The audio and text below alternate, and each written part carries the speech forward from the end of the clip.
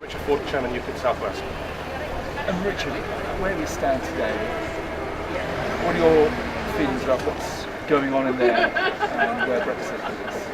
Well, I think we're coming to an impasse, and clearly we have been for many months. The Tories have wasted so much time. They've wasted nearly 3 years now. This is a very clear majority, 52% of the population, the electorate voting. And of course, what's going on, they've been hijacked. May is a Remainer, of course, we knew that. It's not going to happen, I don't think. It's quite clear it's not going to happen. There'll be some kind of a delay. The question is how long the delay will be for. And to what purpose it will be used.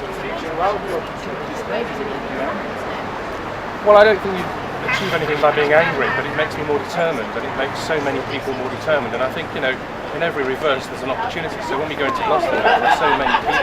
Remember, so many people voted for UKIP in 2015, some of them Conservative voters, trusted the Tories, lent them their vote back in 2017. They won't make that mistake again. So I think throughout the South West, in Gloucester, for example, where we have a Remain Conservative MP, Richard Graham, Gloucester voted 58.5% for Leave. Those people are not going to trust Richard Graham or the Conservative Party ever again. Just almost a sort of personal sense, watching through this roller coaster ride, what's that mean? Well, I'm not clever, but I sort of predicted it because there's a Remain House of Commons, a Remain House of Lords, and I think it's more fundamental. Had there been a more proportionate electoral system in this country, not the outdated first past the post system, there would have been 85 UKIP MPs in there in 2015. We wouldn't have had the 2017 general election, and we would have left 2 years ago. We'd be out trading with the rest of the world now, and this whole thing would be history. But of course, because the electoral system only benefits the two main parties, not just UKIP is in its favour, but also the Greens, the Lib Dems, and so on. The House of Commons does not reflect the populace. The House of Lords certainly doesn't, and this is a symptom of that. So I think the roots are much deeper.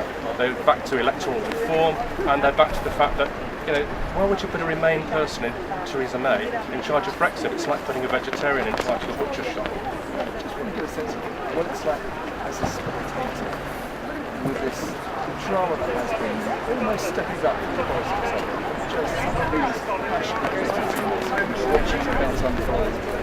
Well, of course it's frustrating, but at the end of the day, we know what was voted for, we know the campaign, the whole establishment was on the Remain side. David Cameron spent £9 million extra and all the rest of it. People have not been listened to. But I truly believe there will be a reckoning from this. And what that's going to be, I couldn't tell you, Paul, but there will clearly be a reckoning, whether that's a split of the two main parties or whatever it happens to be. But people have voted in a certain way, and people in Gloucester come up, even Remain people, and say they think it's disgusting, they'll vote Leave next time. So, frankly, I don't fear a second referendum. It annoys me the cost and the delay, the uncertainty that's been created by it, by Theresa May and the Conservatives. But the fact is, I truly believe if there's a second referendum, the vote for Leave will be even bigger than it was in 2016. So, whatever shenanigans is cooked up, we will eventually leave, and we'll leave on WTO terms, not no-deal terms. We'll leave in a positive manner. We'll trade with our European partners. Project Fear will be proved to be the complete load of rubbish that it was back in 2016. So it's just a question of time.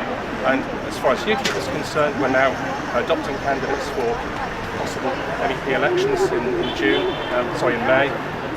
We will be there. We'll be there to fight, and I hope that all those people who are let down by Labour and the Conservatives in the South West will vote for UKIP candidates to come the MEP elections if they do take place. And just through this week, I just want to know from a personal perspective, how closely have you followed it? Are you as obsessed with this as most people are in terms of whether on your phone, on the TV, on radio? How have you followed it? Obsessed. Absolutely.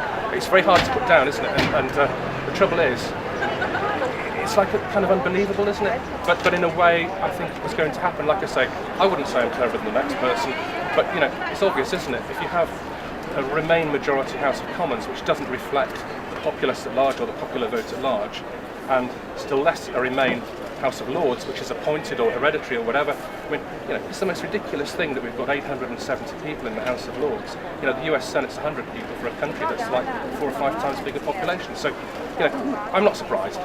It's held in a way. Every cloud is a silver lining. It's holding up these institutions for the 19th century dysfunctional institutions and electoral systems they are, and something positive will come from it. That's what I'm looking at. Every cloud's got a silver lining. If you want to support a return to proper parliamentary democracy and for Britain to unite to make a success of Brexit, join UKIP today. go to www.ukip.org or phone us on 0333 800 6800.